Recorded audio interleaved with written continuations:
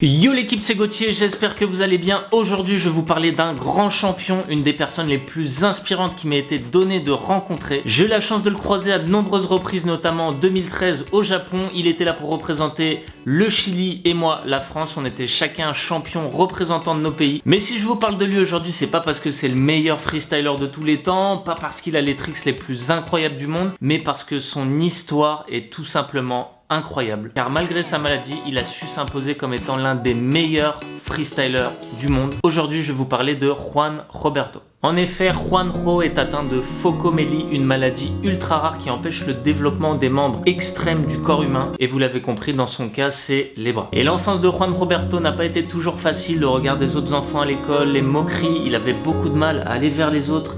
Il a eu beaucoup de mal aussi à se faire des amis. Des choses simples pour nous vont être complètement difficiles pour lui. Il savait pas s'il pourrait un jour utiliser un ordinateur, se déplacer seul ou même trouver une copine. Mais Juan, c'est une force de la nature, il a du caractère, il va imaginer tout un tas de solutions pour faire toutes ces choses que sa maladie lui a empêché de faire. C'est ainsi qu'il trouve des astuces pour faire tout et n'importe quoi. Au début, bien sûr, il est aidé par ses amis, mais petit à petit, il prend du niveau et il arrive à faire des choses incroyables avec ses pieds, notamment jouer aux jeux vidéo. Et il y a même des images de lui en train de faire de la broderie avec les pieds. Bien sûr, aujourd'hui, il maîtrise toutes ses activités tranquille, normale. Voilà, il mène une vie vraiment normale. Et il a même réussi à faire bien plus, mais ça, vous allez le découvrir au fur et à mesure de la vidéo. Car après avoir découvert le football dès le plus jeune âge, il passe des heures avec le ballon, notamment à jongler, à améliorer son score jour après jour au fil des entraînements. Un peu comme on l'a tous fait quand on était plus jeune. Voilà, on voulait à tout prix faire plus de jongles que son pote. Un jour, avec un ami, il découvre le freestyle et paf, c'est le coup de foudre. Il se passionne tout de suite pour cette discipline.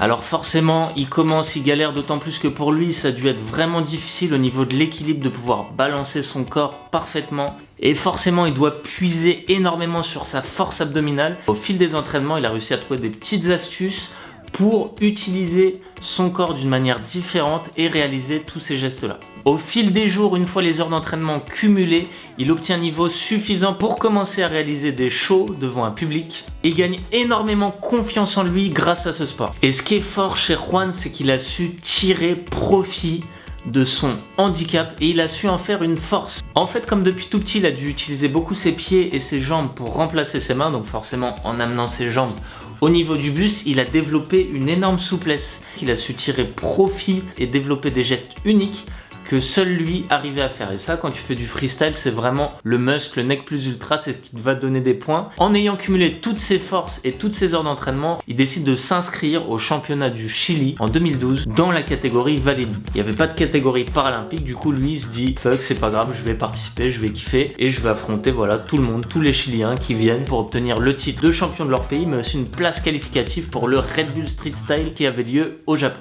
Et il a bien fait de tenter le coup, il a bien fait de tenter sa chance parce que cette année-là, il écrase tout le monde et il crée la surprise en remportant le championnat du Chili. Et vous l'imaginez, une joie immense pour lui, toute sa famille, tout le monde devait être ultra fier de lui.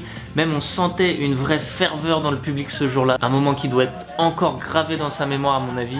Et là, tout s'emballe pour lui. Interviews, médias, publicités, conférences, shows. Ça devient une histoire que tout le monde connaît au Chili, tous les journaux, toutes les télévisions en parlent.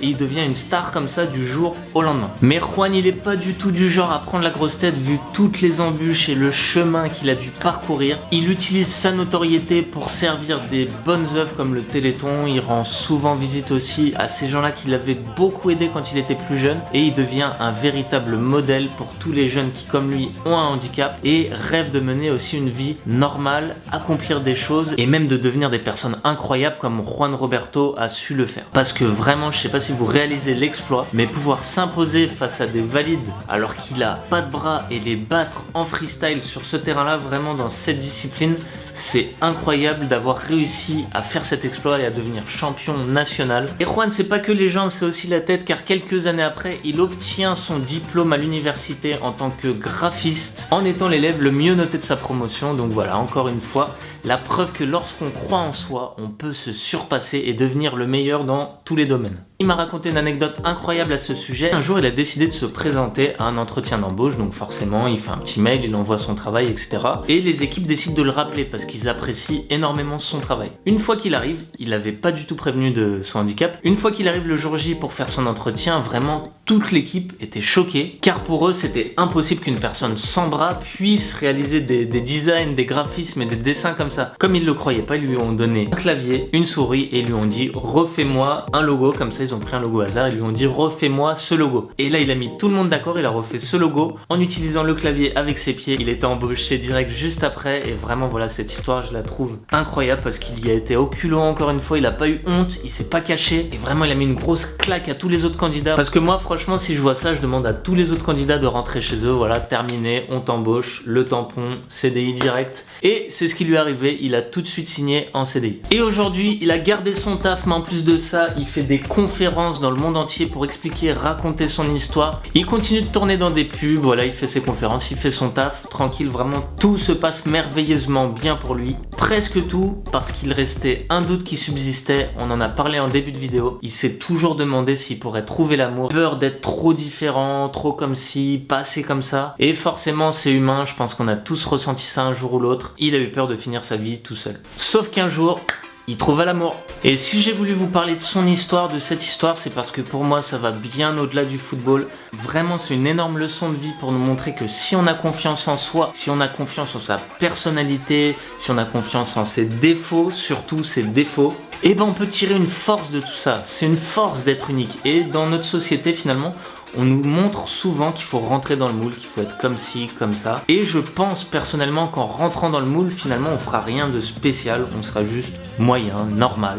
Et cet effort-là, cet effort de se dire finalement, j'assume qui je suis et je vais utiliser mes faiblesses pour en faire une force, et bah c'est quelque chose qui crée un tilt. Et c'est quelque chose qui te permet d'avancer, qui te permet de devenir une meilleure personne et qui te permet aussi d'accomplir tes rêves. Pour moi, il y a une phrase que Juanjo a prononcée qui résume tout ça. Il dit: le jour où tu t'acceptes comme tu es est le jour le plus important de ta vie. On a tous un côté bizarre, un côté loufoque. Même ceux qui le cachent, même les gens les plus normaux ou les plus parfaits, ont tous un côté zarbi, ont tous un côté ultra loufoque. Moi par exemple, je peux rentrer mon oreille à l'intérieur comme ça. Et ce que je voulais dire à travers cette vidéo en fait, c'est qu'il faut l'assumer, il faut en faire une force, il faut puiser là-dedans. Il faut arrêter de se dire moi je peux pas faire ça, moi j'y arriverai pas, moi je si, moi je ça, moi je si, moi je ça. On a tous ce potentiel à l'intérieur de soi et je pense que l'histoire de Juan Roberto est un parfait exemple de ça. Et j'espère que ça vous inspirera tout autant parce que pour moi c'est vraiment une histoire ultra marquante. Bon voilà l'équipe, dites-moi en commentaire ce que vous avez pensé de cette vidéo, si vous avez aussi envie de découvrir d'autres histoires atypiques comme ça. Et puis on n'oublie pas de donner du soutien pour cette nouvelle chaîne avec un pouce bleu, un abonnement, la cloche, enfin bref voilà. On se dit à très bientôt sur une prochaine vidéo. Ciao!